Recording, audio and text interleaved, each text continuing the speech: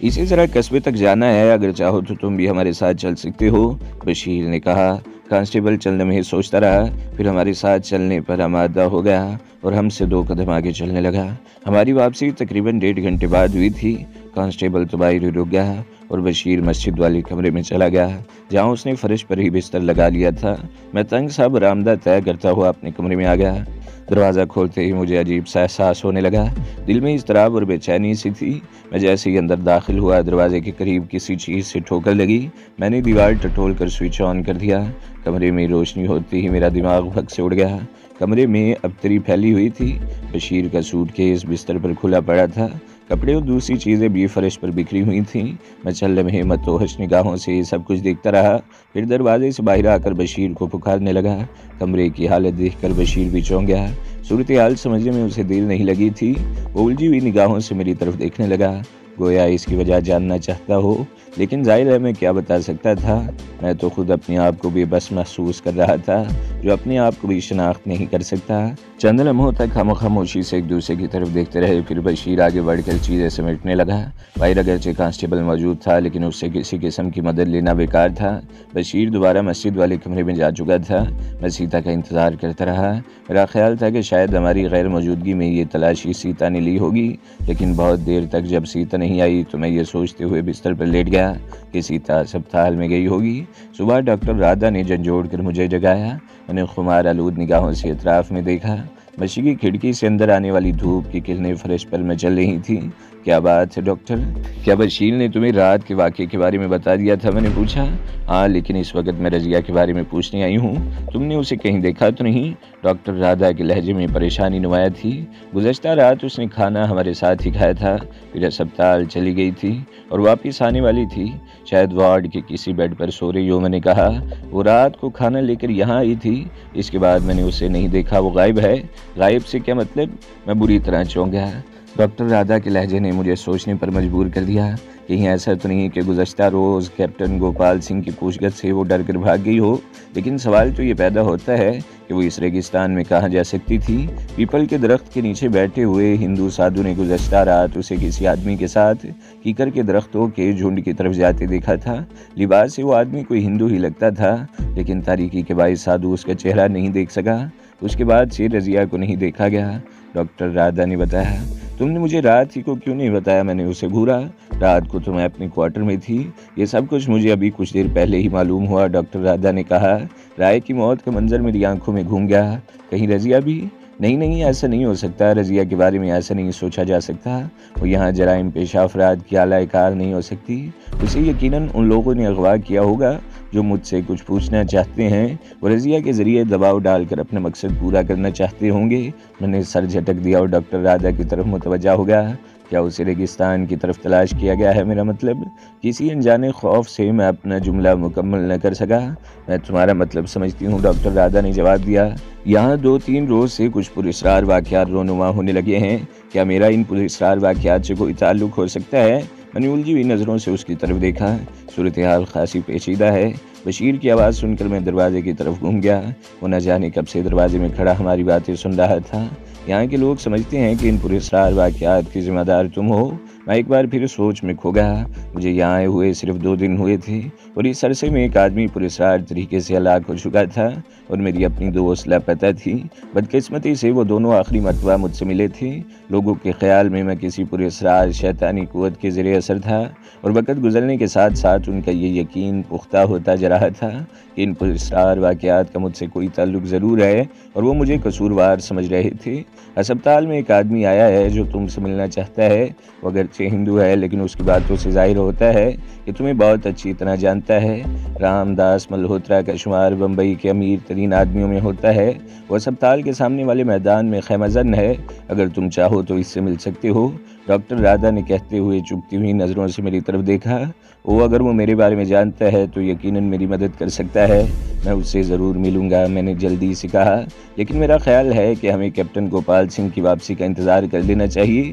वो रज़िया की तलाश में रेगिस्तान की तरफ गया हुआ है, बशीर ने कहा। मैं उसकी मौजूदगी ज़रूरी नहीं समझता। मैंने उसे घूरा। तो फिर मैं भी तुम्हारे साथ चलूँगा, बशीर ने कहा। उसने अपने तौर पर मेरी हिफाजत की जिम्मेदारी कबूल कर ली थी और मुझे भी इस पर कोई एतराज़ नहीं था। अलबत्ता ये इत्मीनान तो था कि इन हालात में मेरा कोई हमदर्द भी मौजूद है। कुछ देर बाद हम गेस्ट हाउस से निकल आए और बशीर की जीप में सवार होकर उस मुकाम की तरफ चल दिए जहाँ डॉक्टर राधा के कहने के मुताबिक रामदास मल्होत्रा खैमजन था। अस्पताल के सामने एक वसी मैदान में शानदार खैमे नस्ब थे। उन खैमों को देखकर यह ख्याल होता था जैसे कोई महाराजा यहाँ पड़ाव डाले हुए हो। 3 छोटे खैमे थे और एक बड़ा जो बाहर से बहुत खूबसूरत नजर आ रहा था। बड़े खैमे के करीब एक शानदार शामियाना लगा हुआ था जिसके नीचे 3-4 इजी चेयर्स बिछी हुई थी। शामियाने के बांस पर लगी हुई एक छोटी चरखी से कपड़े का बना हुआ एक बहुत बड़ा पंखा लगा हुआ था। चरखी में से गुजरने वाली रस्सी का दूसरा सिरा एक आदमी के हाथ में था जिसे वो ज़ोर ज़ोर से आगे पीछे खींच रहा था और उसके इस अमल से पंखा मुतहर्रक हुआ था और हवा लग रही थी।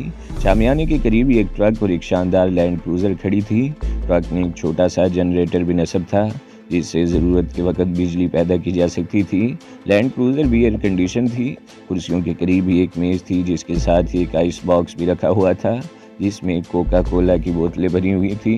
दरमियानी कुर्सी पर एक अधेड़ उम्र आदमी पुरवकार अंदाज में बैठा हुआ था। उसके बाएं हाथ की उंगलियों में मोटा सा सिगार दबा हुआ था। कीमती लिबास के साथ ही उसका बारूब चेहरा और आंखों की चमक उसकी शख्सियत में बड़ा पुरस्कार तासुर पैदा कर रही थी। उसके करीब ही 2 आदमी मुअद्दबाना अंदाज में खड़े थे। वो दोनों भी हिंदू थे। हमारी जीप शामियाने से चंद गज के फासले पर रुक गई। मैं डॉक्टर राधा और बशीर के साथ जीप से उतर आया। डॉक्टर राधा ने उस शख्स की तरफ इशारा करते हुए बता दिया था कि वही रामदास मल्होत्रा है जो मुझसे मिलना चाहता है। उस शख्स ने अगरचे अपने आप को मेरा शनासा बताया था लेकिन वो मेरे लिए कतई अजनबी था। उसने आगे बढ़कर हमारा इस्तकबाल किया।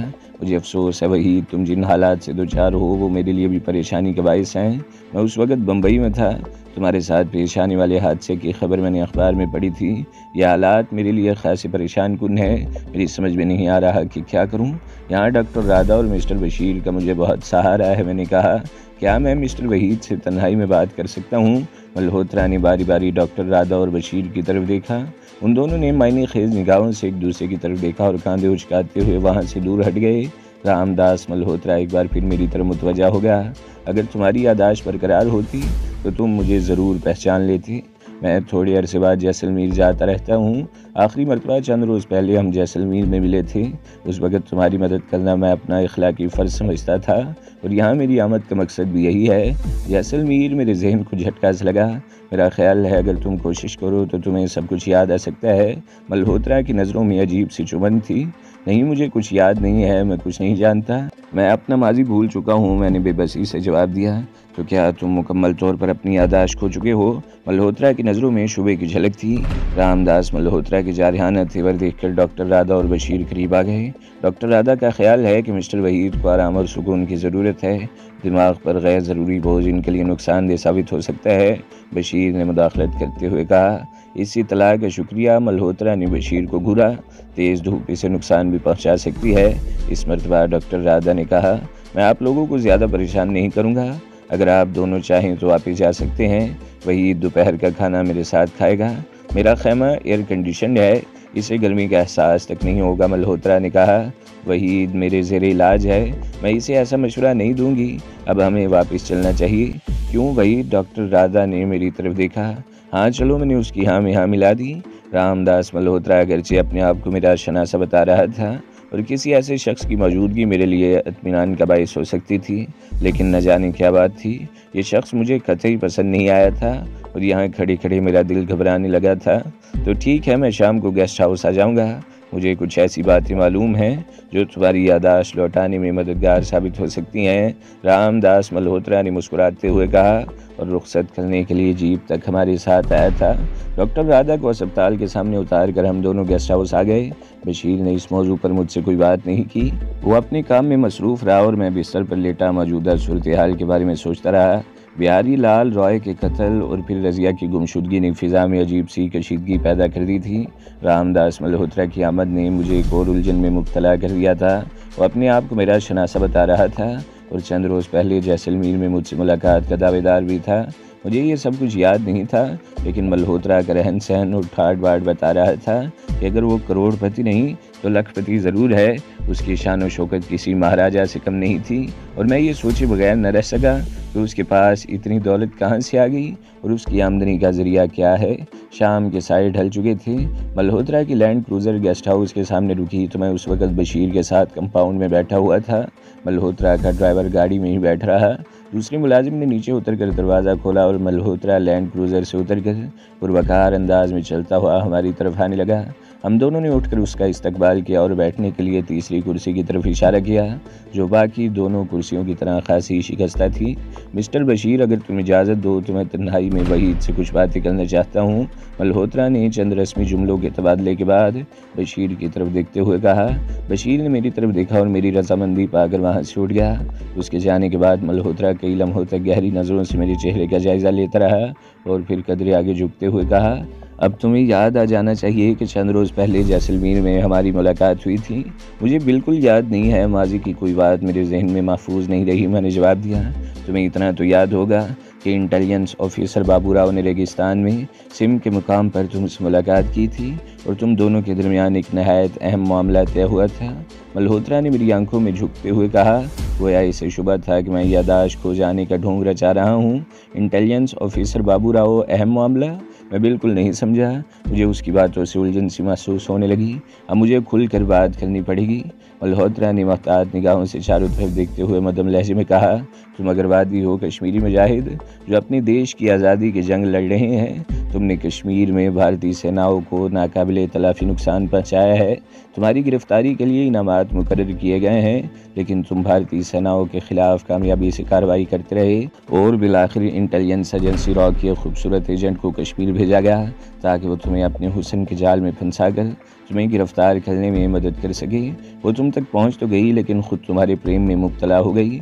सीता और तुमने दूसरे मुजाहिदीन के साथ मिलकर जम्मू में कई आला भारतीय फौजी अफसरों को मौत के घाट उतार दिया और तुम दोनों पंजाब से होते हुए जैसलमेर पहुंच गए और यहाँ भी तुम दोनों ने तबाही फैलाना शुरू कर दी। लोदरवा कैंप को तबाह करके तुम लोगों ने वाकई एक अहम कारनामा अंजाम दिया। तमाम इंटेलिजेंस एजेंसी और पुलिस तुम्हारी तलाश में थी, लेकिन इंटेलिजेंस ऑफिसर बाबू राव ने तुम्हें खोज निकाला।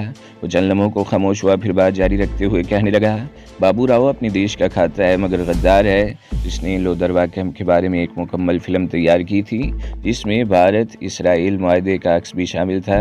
वो ये माइक्रो फिल्म बम्बई में कल्याण राय जी नामी एक शख्स को पहुँचाना चाहता था, लेकिन वो ये काम खुद नहीं करना चाहता था। उसे अपने किसी आदमी पर भी भरोसा नहीं था। ऐसे कामों में बड़ी राजदारी बरती जाती है। तुम लोग इसकी नज़रों में आ गए। बाबू राव ने तुमसे फ़ायदा उठाने का फ़ैसला कर लिया। उसने ये फ़ैसला बहुत सोच समझ कर किया था कि अगर तुम पकड़े भी गए और वो माइक्रो फिल्म तुमसे बरामद होगी तो सारे इल्ज़ाम तुम ही लोगों पर आएंगे। मुझे तुम लोगों पर कभी शुबा न होता, लेकिन मेरे एक आदमी ने इतला दी कि बाबू राव ने वहीदुद्दीन और रज़िया के नाम से कागजात बनवा कर तुम लोगों को जैसलमेर से निकालने का मौका फराहम किया है और चेक पोस्ट पर तुम लोगों की गाड़ी भी चेक नहीं होने दी। ये मेरे आदमियों की हमाकत थी कि बाबू राव उसी दोपहर उनके हाथों मारा गया और तुम लोग भी गायब हो गए। और फिर मैंने अखबार में रज़िया और वहीदुद्दीन नामी शख्स को रेगिस्तान में पेश आने वाले हादसे की खबर पढ़ी तो मैं समझ गया कि हादसे का शिकार होने वाली सीता और शमरोज़ के अलावा और कोई नहीं हो सकता। मैं नहीं समझा कि तुम क्या कह रहे हो। आज से पहले न मैंने तुम्हें कभी देखा और न मुझे कोई ऐसी बात याद है। मैंने उलझी हुई निगाहों से उसकी तरफ देखा। मेरे दिमाग में आंधियाँ सी चलने लगी और फिर दफतन मेरे दिमाग में धमाका सा हुआ। याद करने की कोशिश करो मिस्टर शमरोज़। मल्होत्रा मेरे चेहरे पर नज़र जमाते हुए बोला, उस माइक्रो फिल्म में भारत सरकार के अहम तरीन राज हैं। अगर वो फिल्म पाकिस्तान के हाल लग गई तो हिंद सरकार को पाकिस्तान के सामने घुटने टेकने पड़ेंगे और बैनुल-अक़वामी बरादरी में सुबकी अलग होगी। मगर मैं ऐसा नहीं चाहता। मैं हिंद सरकार को किसी दुश्मन के सामने घुटने टेकने की बजाय अपने सामने झुकाना चाहता हूँ। उस फिल्म की बदौलत हमें हिंद सरकार से मुंह मांगी रकम मिल सकती है और मैं तुमसे वादा करता हूँ कि तुम्हें बाहिफाजत सरहद के पार पहुँचा दिया जाएगा। मुझे कुछ याद नहीं आ रहा, मैं कुछ नहीं जानता। मैंने बेबसी से सर झटक दिया। वैसे तुम्हारी ये जहनी कैफियत कब तक दुरुस्त हो जाएगी? मल्होत्रा ने मुश्तबा निगाहों से मेरी तरफ देखा। मैं कुछ नहीं कह सकता। डॉक्टर राधा का ख्याल है कि हो सकता है 2-4 रोज़ में मेरी यादाश्त लौट आए। या इसमें गैर मुअय्यना अरसा भी लग सकता है, मैंने जवाब दिया।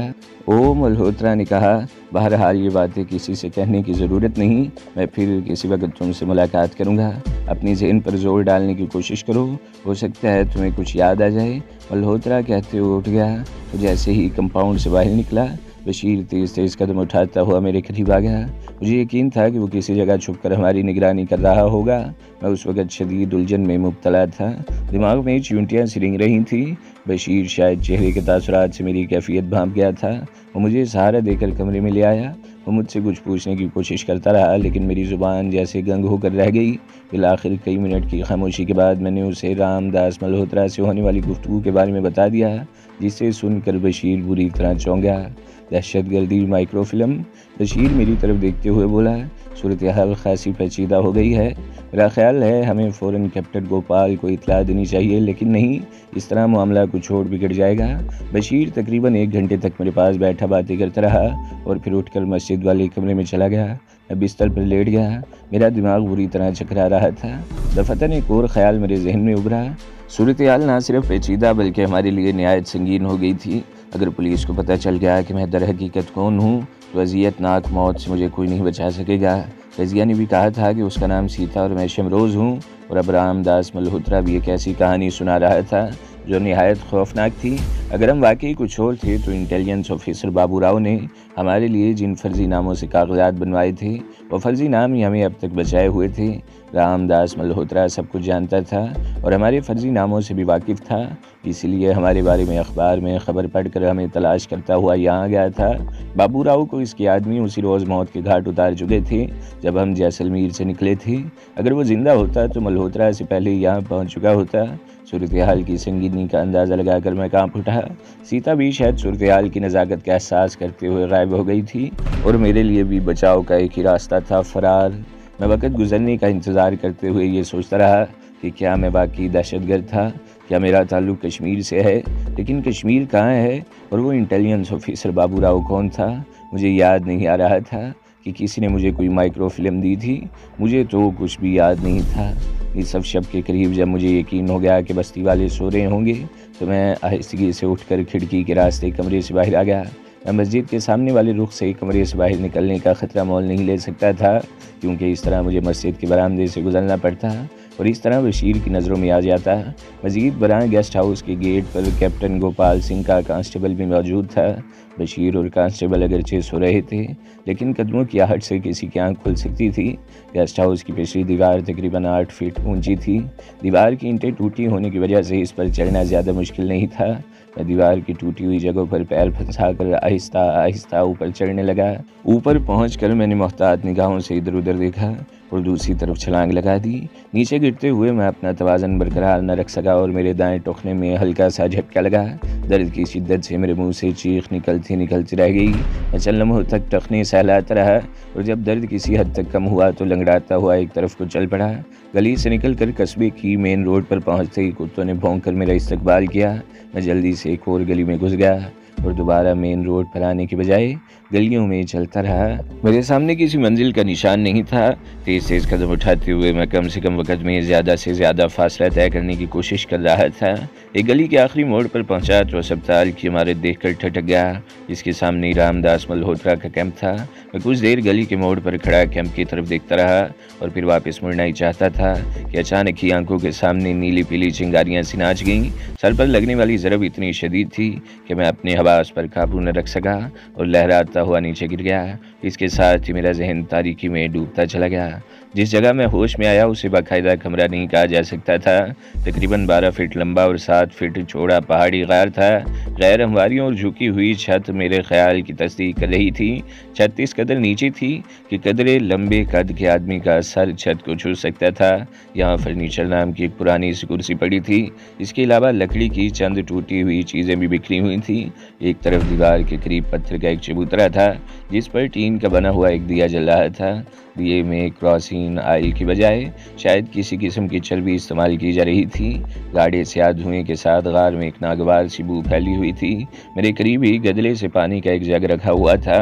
मेरी एक कलाई आईनी कड़े में जकड़ी हुई थी, जिससे मुंसलिक जंजीर का दूसरा सिरा दीवार में लगे हुए एक हुक में फंसा हुआ था। चंद लम्हों तक तो मैं कुछ न समझ सका और फिर रफ्ता रफ्ता सूरत हाल वाज़ेह होती चली गई।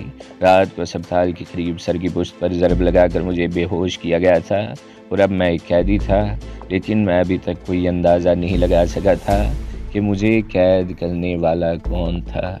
तो दोस्तों, अगली किस्तें सुनने के लिए हमारे चैनल को ज़रूर सब्सक्राइब करें, वीडियो को लाइक करें और बेल के आइकन पर भी क्लिक कर दें ताकि हर जो आने वाली वीडियोज़ हैं वो आपको सबसे पहले मिलती रहें।